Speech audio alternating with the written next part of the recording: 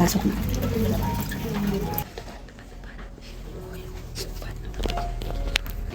Pamasas ka.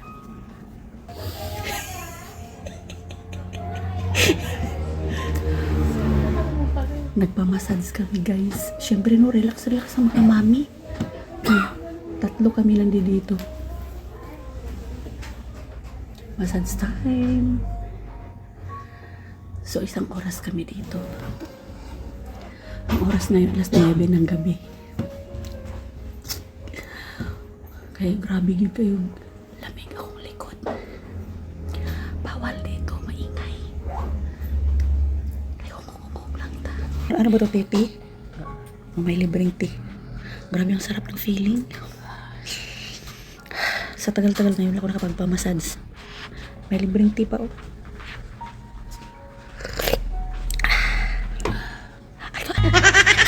Pagkainit.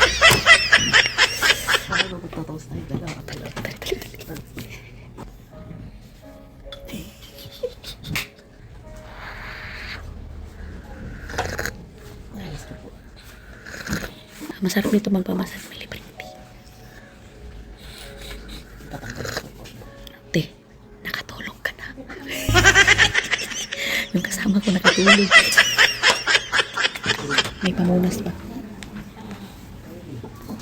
Sarap.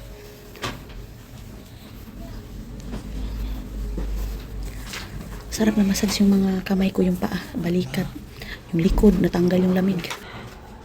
May pwede pang ano, te. Te. Te. Kain na ka rin.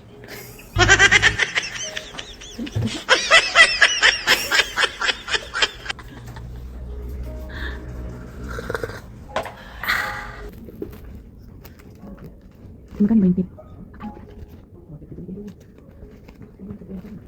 Ang sarap, diba? Busin natin yung tip. Ayan bang? Sa tagal ng panahon ngayon ako nakapagmasal.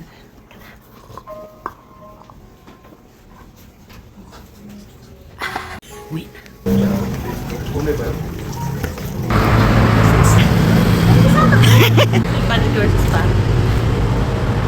Ayan, uwi na kami guys.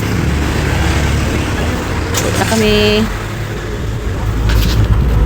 Okay. Uwi na kami. 10:22.